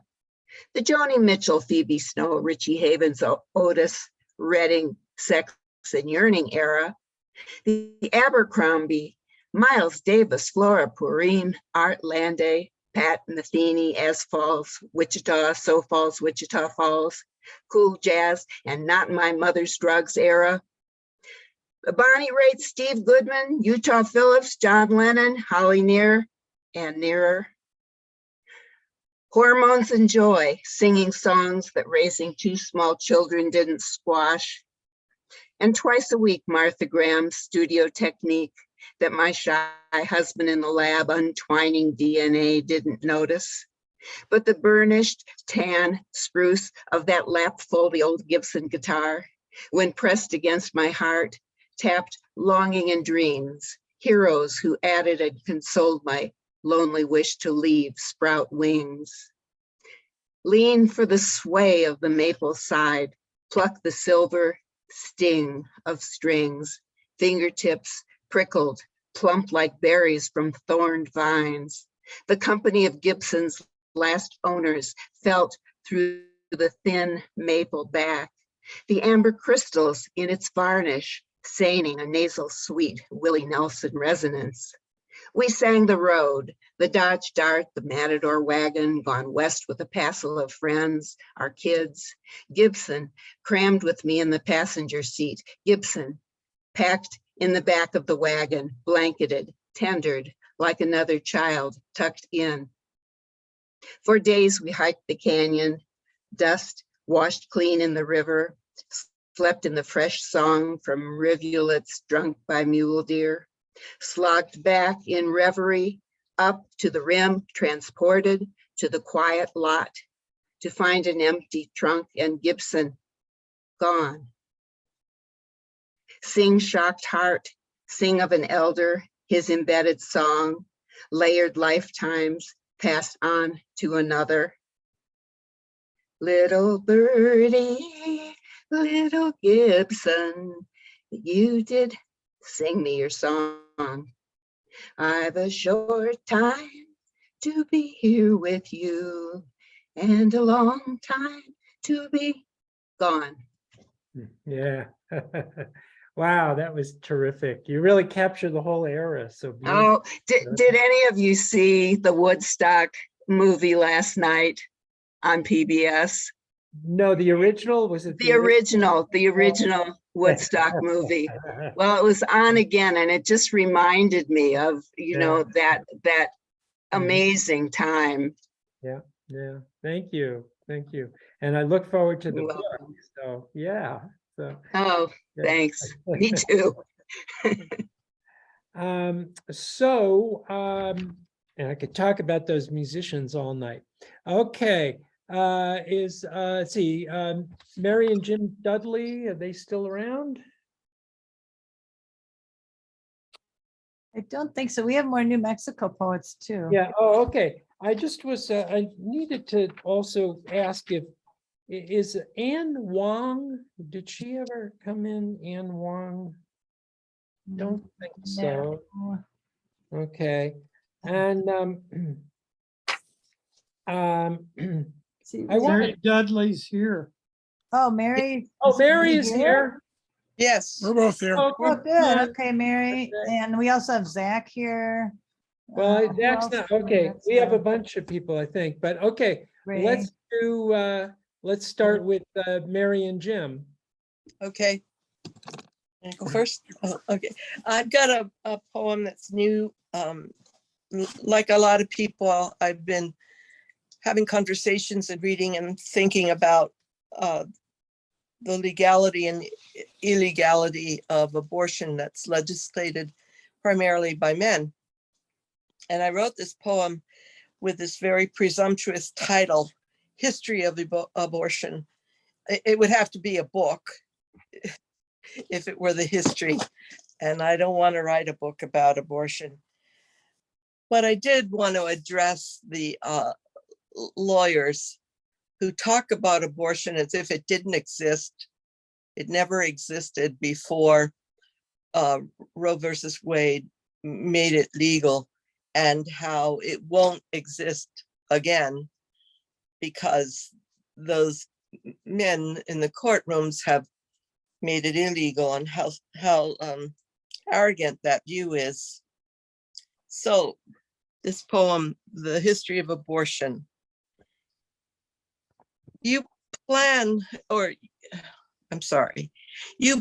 to pen us with your pen, to snap the padlock with a gavel's tap, to hold us in a paddock like a herd of ponies as yet unbroken. You say we're killing babies, but truly we are saving lives. We've spiked babies with knitting needles or other spears and provoked our husbands to throw us down the stairs, to nudge us off the rocky paths on mountain walks so that we fell heavily, hoping to shake the babies from our wombs. We've overheated our swollen bodies in steamy rooms, and we've drunk teas brewed to trigger birth too soon. We've buried our stillborns in groves we piled with rocks. We've sobbed in circles around our grieving sisters and sung farewell to spirit babies who came too soon. We will not be conquered. You underestimate us. We will not be ruled by men with pens. Ah, so powerful, Mary. Thank you. Thank you. Tim. Hello, John, Jules. Hey. This is a short sonnet. Music to hear. Jim, can you move a little to your right so we can see your face? All right. Yeah, okay. Music so dear, unclear why it confounds the ear with hidden forgetful structure. That pleasing concord of well-resolved sounds. You hear the inversions or the juncture of wayward quotes, cadences arresting, but feel too the solace, impish delight in dancing pitches, climaxing, cresting, fair sopranos, shrill trumpets trilling bright, heady counterpoint, wary clarinets, or forgiving harmonies, lilting bounce, bewildering those tight braided duets, shady geometry cannot renounce what turgid complexities have to give to sportive melodies that want to live. Thank you, Jim. We have only 3 Californians. I want to move west to Roger. John, we still have New Mexico too. Are you? I know, I'm doing- coming back to New okay. Mexico. We've got 3 people. I want to Okay. do. Just making Roger and- sure. What's that? Excuse me, I really feel I need to say, our son-in-law plays with a gypsy music band. He's French, and the band plays a lot of manouche, gypsy jazz, and they play about every month at Cactus Brewery. Oh, so yeah. even things have shifted. Oh, it's there for you if you like. What is the band called? Swing Magique. Swing Magique. Yes. Okay. And We'll it's look out for them. authentic French music. He's in France right now. getting a boost, I think. Good, After thank you. We'll try to check them out. Thank you. Thanks, I Mary. love the French swing music. Yeah. Yeah. I want to go to Roger and Diane Funston, followed by Dee Allen, if they're all still here. Yeah, we're here. Okay, take it away, either one, Diane or Roger. Okay. My poem is entitled Dreams. It's inspired by a poem written by Wisława Szymborska. And I followed the structure of the poem, but the subject is different. Dreams. Despite the ecologist's knowledge and skills, thinning forests, adding age and species diversity, the dream not easily recreated. Old growth forest complexity mock our attempts to put Humpty Dumpty back together again. And with trees crown to crown, protected from small forest fires, wildfires now rage. Firefighters, bulldozers, chainsaws, fire breaks, struggling to protect homes on the forest fringe. Without cameramen, on-scene reporters, press conferences, knowing exactly how to frighten us, saving structures that should never have been built. Without the local politicians responding to homeowner rage, wanting to rebuild as quickly as possible, without the fire restoration contractors hauling away debris, constructing out of solid air. I imagine Sierra Nevada mountains in the 1850s, crawling with prospectors infected with gold fever, clearing everything in their way, trees, mountainsides, Native Americans, clogging rivers with sediment and mercury. Fires set by previous inhabitants kept the trees apart. White men on horseback galloped through the forest. Old and young conifers, rare plants, fungi, symbiotic relationships teeming with wildlife, crystal clear streams.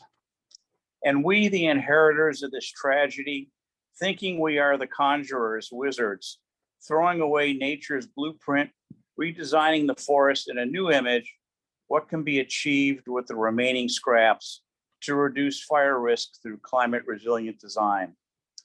Despite the choices of our heart, our amorous yearnings, our dreams, we could easily be swept away by economic and political reality.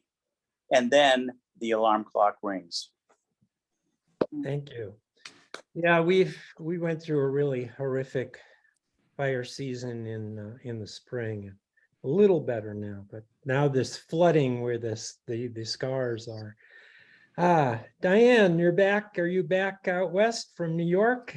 Yes, I am. I got back late last night, had a wonderful trip. I have a book out from Michael Zarnacki's Foothills Publishing.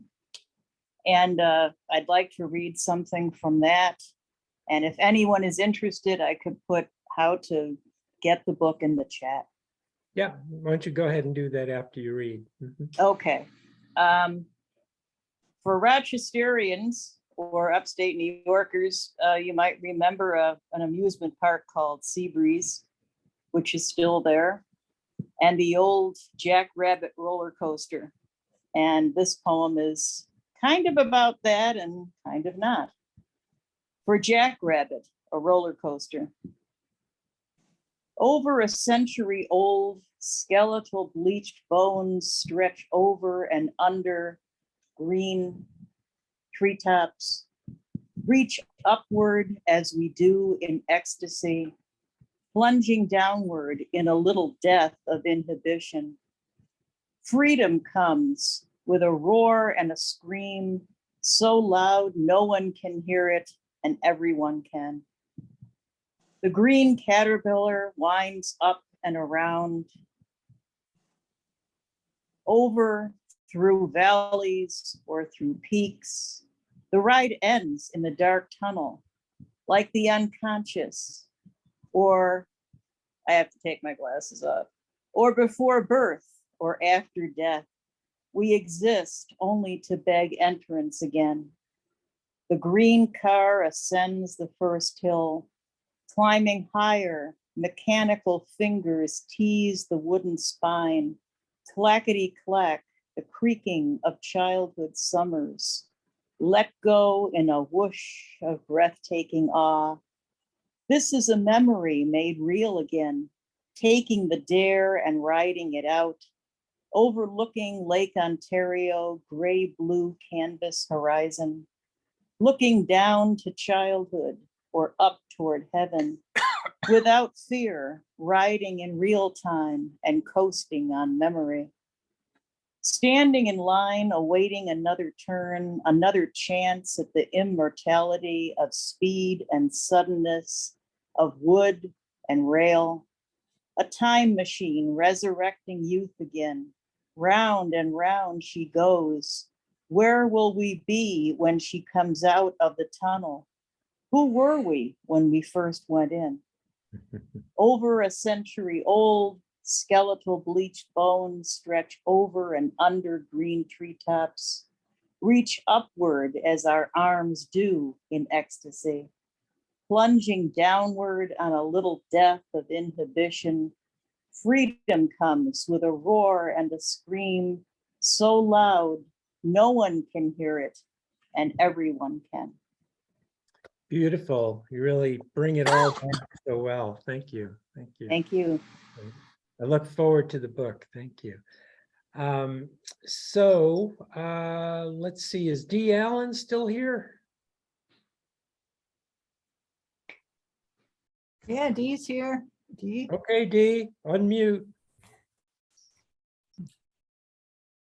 One poem for 3 minutes. And this is from my new and 7th book, Plans.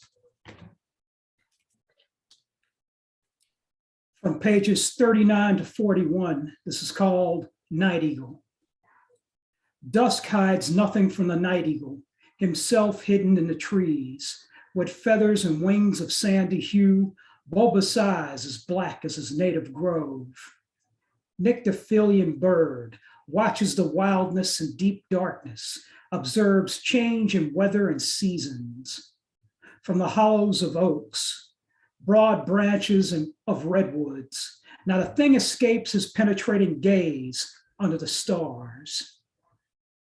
Red men claim the night eagle is the spirit of one of their departed, brought back to earth in avian form, protective, insightful, wiser than he was in life. He gives a sharp chorus of hoots, spreads his wings and flies after intruders on the ground, chasing those field rats back to holes within nightly abyss before the slow coming of day. The night eagle, watcher of the woods, wings of sandy hue, black eyes, is my spirit animal, according to a spinning color wheel on an iPad. On a table, under a tent, a pretty blonde park ranger directed me to. During the stand for the Redwoods Festival, Yerba Buena Gardens, SF. That's San Francisco, y'all. Color wheel rotated clockwise by the touch of my index finger on screen, then slowed in pace. Right side arrow landed on yellow, northern spotted owl. I don't believe in this spirit animal nonsense at all, but the traits the fabled night eagle has, vigilance, insight, wisdom, lie in me nonetheless. Thank you. Thank you, Dee. And that poem was called Night Eagle, my ode to the owl, the northern spotted owl, indigenous to California. And that poem comes from my new and 7th book, Plans, now available from Nomadic Press. From this mic to your ears, I'm Dee Allen. Thanks for listening. Thank you for speaking, Dee. Thank you, Dee. Put the info in the chat as well. Thanks for sharing. Definitely. Always a pleasure, Dee. As Dee mentioned, let's try to keep it for 3 minutes or less because we're running low on time. Next up, we're going to have Zach Klugman and then Brett Nelson. and Billy Brown, and let's see, Lou Similor will be the next ones. Mhm. Wonderful. Back, okay. Mhm. Thank you for having me. I appreciate you. And thanks to everybody for their wonderful poems tonight. I will keep it short if you don't mind. One quick moment of shameless self-promotion I will mention. I also have a new book coming out. It's available for pre-order right now from the Black Spring Press Group there in London. How this press that worked with Baudelaire and Nick Cave and Anais Nin decided to publish me, I couldn't tell you, but obviously I'm thrilled to death about it. So that is, it's a very important collection that I've spent the last 7 years working on. But because I've spent the last 7 years working on that, instead of reading from that, I'm going to share a poem tonight. Back in Mary-May's class, Mary-May Moffat's class, a long time ago, she actually was the first person to expose me to Yusuf Komunyakaa, who has become one of my favorite poets. And so the poem I'm going to share with you tonight is a short one written for an anthology of poems being put together for him. And it's called Ode to Magic City. When we met at the fork in the road, you spoke of iron and letters, blues guitar and reeds whittled down to make kites soar. Family and history alive in your throat, ghosts in your hands still telling their stories through you. You spoke a simple kind of truth, one that I knew so well it became my own in the way rain becomes yours when you touch it. A kind of shared experience where two childhoods meet in a valley, some distance from here, verdant green fields lush with new growth. What they have in common is a knowledge mostly held beneath the tongue. Some nights the jug might come out, that childhood long out of reach, or a song on the radio still tuned to the old stations. Some nights the names come without asking, settle into a chair under the purple cuticle of moon, their weight causing the wicker to creak. The porches we hid under as children may be hundreds of miles distant, but those old floorboards still whisper inside of the words we bring to these meetings.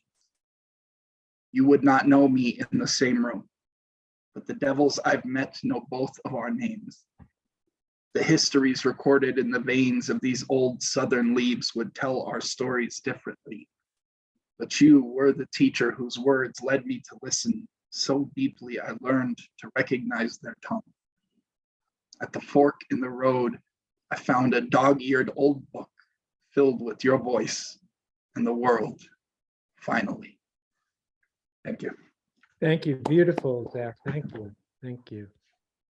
And I think I said Brett Nelson next.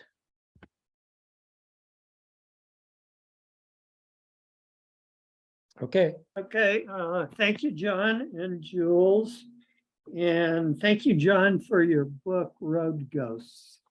I worked off that, got some stuff out of that. This is about a 3.5 minute poem called Touchstones. And it's sort of a partial cento. Reading someone else's young adventures in the years when I too was young made it clear how the parameters of my life were set in the 60s and 70s. Shooting from my original planet into the outer space of my life ever since, expanding from the touchstones I anchored on in those years to try my best to be just like I am. Bouncing off the face of the war that was our war, but emphatically not my war. Off the face of a young Black girl, shyly and distractedly being unable to remember when she ate last, when Bobby Kennedy asked her in that soft and gentle voice he had. Off the image of a student lying prone on the concrete at Kent State, with his arm tucked awkwardly under him, while my heart gently wept. Bouncing off the White Album, Moon Dance, Highway 61 Revisited, and John Wesley Harding. Off Ronstadt's honeyed and soulful Liberty Bell voice, I took a load off Annie, and I ain't going nowhere. But I shall be released. I bounced off Watergate and for a moment had my faith restored, but then I learned how rough the game was while I watched the Statue of Liberty sailing away to sea. And I left that broke down palace. Like a bird on the wire, I talked with Whiskey, my old friend, and took a trip with the tambourine man, far from the twisted reach of crazy sorrow, danced beneath the diamond sky with one hand waving free, silhouetted by the sea. I did try in my way to be free, but my life was just a season. I weathered the throes of too many, too much, and too often, but I survived the actor in the White House. So I got myself a room with a view. And when I awoke, I relieved the only soul that I was born with to grow old and never know. I rose to the surface to ride the wind to better days, chased the chestnut mare that got away, pondered my memories, dreams, reflections, tested the depth in my heart and the steel in my spine. So rock me on the water and ride me on the city of New Orleans. I will listen to the lion and I will surely find my brand new day. Thank you. Thank you, Brett. It's amazing how several of you have chosen to explore past eras through music. Yeah, it's funny how that works so well. Okay, I think Lou, did I say Lou was next? I believe so. Okay. Thank you. Thank you, Jules and John. And thank you, fellow poets, for a wonderful evening. This is called Bird's Eye View.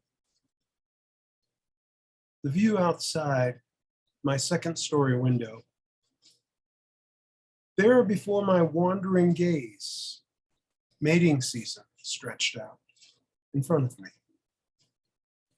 A windblown male sparrow puffing out his thumping chest, and then alighting on the back of a female, hopping on her, and then jumping off again and again. Feels so voyeuristic to watch them. Is there no privacy for these two lovebirds? Yet I stare on until he no longer lands on her back. He disappears to a side entrance outside my view. When she realizes there will be no more alighting, she flies off into the clear blue sky, wondering, wondering, wondering. Thank you. Thank you. Thank you. Yes. I love the caught up in the cadences. Yeah. Let's see. Billy, I think, was next. Billy Brown. Yes, thank you, Jules and John, and to everyone. It's been a wonderful evening. This poem was written a couple Sundays ago when I attended Sunday Chatter. There was a piece played called The Evergreen, written by Carolyn Shaw. It had 4 parts, and my poem has 4 verses corresponding to those parts. The parts are moss, stem, water, root. Moss, shrubbing greenly, springing softly to life like a cathedral organ. Stem bursts into air explosion ringing wildly, outgassing spores of reproduction. Water dripping into puddle, overflowing onto floor, splashing another tone altogether, gushing out of door, down steps into street, rivering into gutter, emptying into river.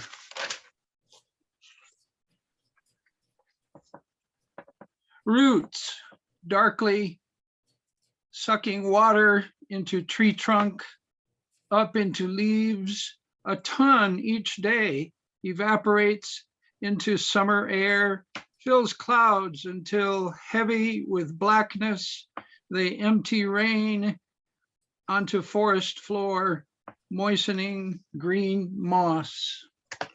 Thank you. Thank you, Billy. I was saying before we got started that we were blessed with some rain up here in Placitas this evening, so may there be more of it.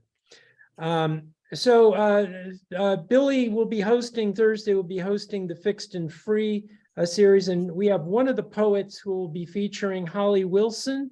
So Holly, if you'd like to go, followed by Poetry Playhouse poet Ray Johnson, and then Jean Favre, Kate Marco. We've got a couple more, but we're getting close. Okay, so Holly, take it away. Thank you very much, John and Jules and everybody. It's great to be here. I was working till 8, so I didn't get here till the second hour, but I'm glad to be with you all. Want to read a seasonal poem. Are you hot and sticky enough? It's called Inevitable Consequences. She never wanted to do it, but it always happened. As spring warmed the earth each year, life bloomed inside her. Layers peeled away, revealed sun-bronzed skin. Bare feet tread on soft, open ground. Hands planted seeds, brought water to them. They rose green, breathing color into the world. Every year, she thought, it should always be this way, as intensifying summer sun lifted her spirit to its height and freed her body to every impulse of feeling. Every year she thought, why should it ever be cold again? My soul locked away beneath dark, frozen covers. Then, one afternoon, in suffocating late July heat, the child in her womb would turn, and she would pray to the gods for a cool breeze to relieve her suffering, and fall would be on its way again. Thank you, Holly. And we look forward to your reading on Thursday. Thank you. I'm going to do half my sort of philosophical side and half my little more outrageous side. Good. So we got Ray Johnson from Rio Rancho up. Okay. Okay. Thank you, John, Jules. Good to see you, Billy. All you poets out there opening your little doors and letting us in. It's been a good evening. This poem is called Indigo Bush and Honeybees. Each object a memory from where it came, shaking the cobwebs, flaking the dust with mind feather. One step removed from the blinking and flash of discriminatory mind, we welcome the witness, interact with phenomena, and stuff human. Still one step removed, listening with whole being, detached yet not aloof. It's clear and wise advice, not sidetracked when anger arises, but able to hesitate, holding space, proceeding not out of sorts. A sickle red moon, 7 degrees from Venus, big bug and beak of Kingberry. indigo bush flush with honeybees, each object a memory from where it came. Thank you. Thank you. Thank you, Ray. Beautiful and thought-provoking. Thank you. Yeah. Yeah. Let's see. I think I said Jean next, and then Kate. Is that what I said? Jean, Kate. Then we'll do Joe and Ellen Sorensen and Johanna. And I think that's it. I think. If anybody, I mean, if anybody else wants to read and we haven't read your name yet, can you put it in the chat? And we did have a couple Right. of last minute people. Thank you. Thanks for mentioning that. Okay, so Jean Fabre. Thank you. This is the new book, Catalpa Trees Bloom. Seems to be the night for advertising our new books. But it's a book of haiku with photographs, color photographs. So I'm going to read a few haiku from it. Catalpa trees bloom, reminding me of a boy who showed me the stars. Curious roadrunner listened to opera at our front door. Hearing him play the clarinet, clear and fresh, makes me want to plant parsley. Fallen pennies are saved by a gnome under the bridge who protects our dreams. I need to hear something beautiful. Tell me your names. Thank you all. Thank you. Those were delightful. I look forward to the book. Thank you. You can put that in the chat, the info on getting Hey, that. Jean, we have a catalpa tree in our yard, right? Yeah. There's quite a That'd be few in the wonderful. northern part of Albuquerque, and they line out Rio Grande Boulevard. Yeah, Yeah, they're wonderful ours. We trees. love ours. Thanks for sharing those. Yeah, thank you. Let's see. I think I said Kate Marco next. Kate. Hi, everybody. Am I hesitating there? I have a lousy connection here in Taos, We so can hear you hopefully you okay. can hear me. Yeah. Okay, it's probably the video that's not so great.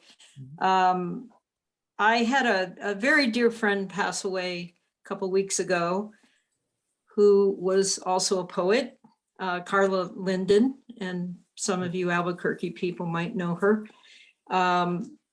This was one of her favorites. It wasn't what I was going to read, but I'm kind of inspired by her passing to read this. This is Wings.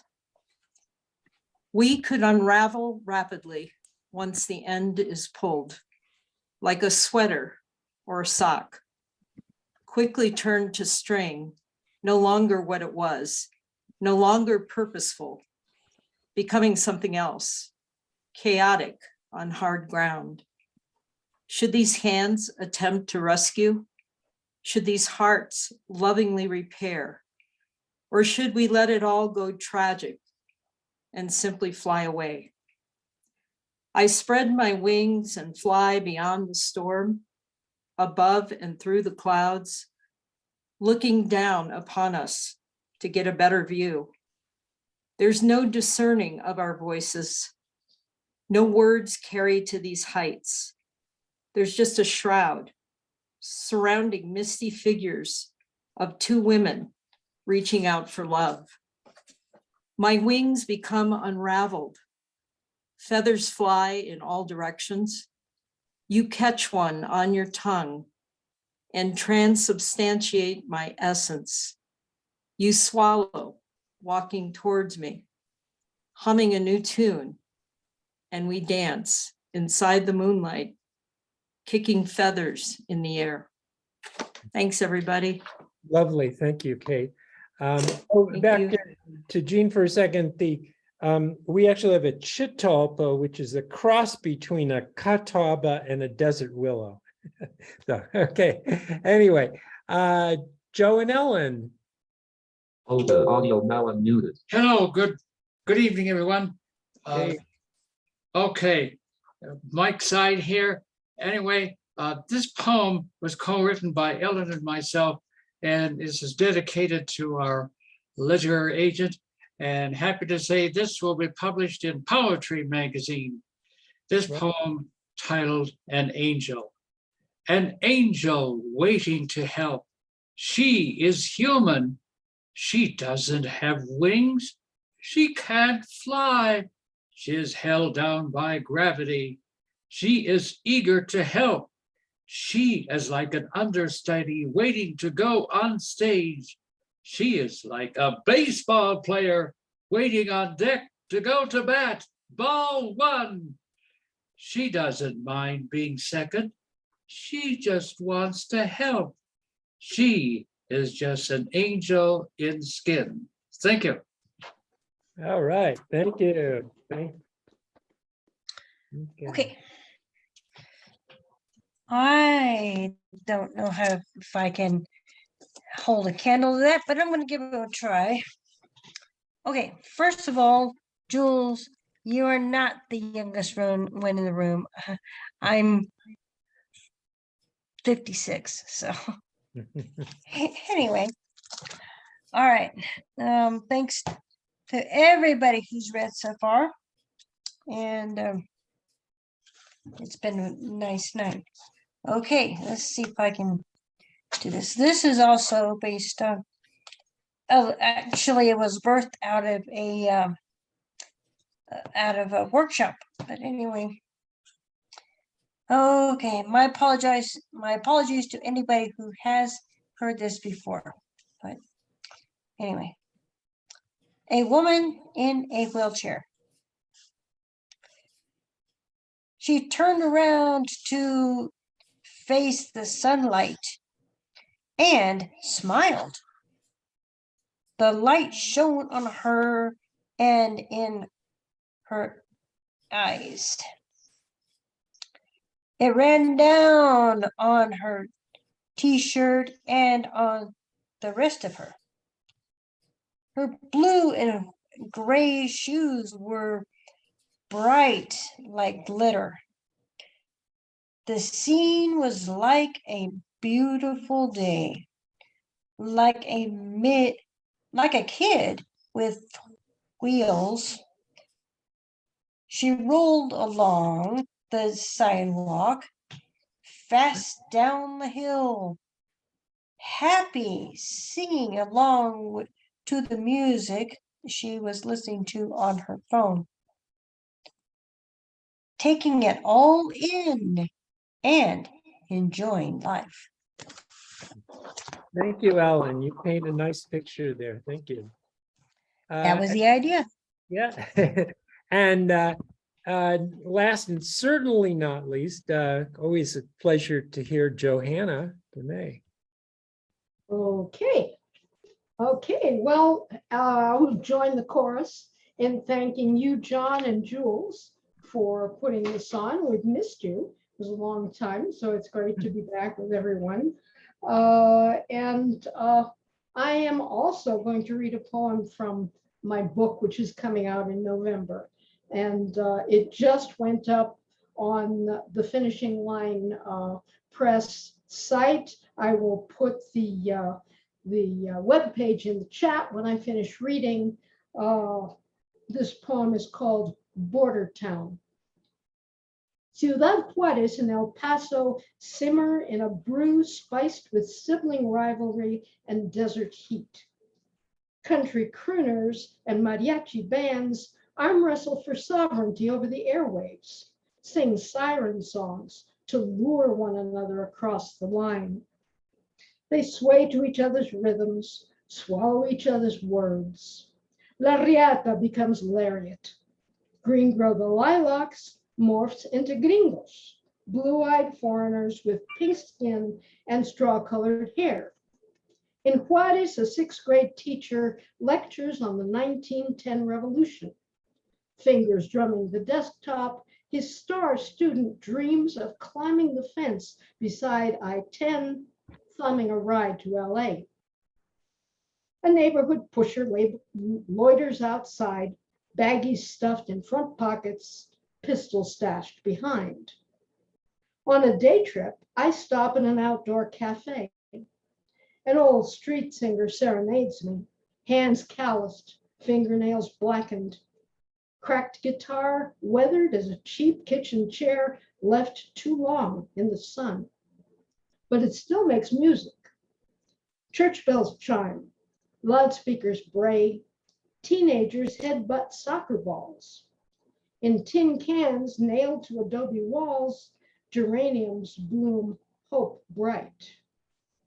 A 2,000-mile-long jagged wound, numbed with narcotics, sutured with steel mesh and barbed wire, the border festers.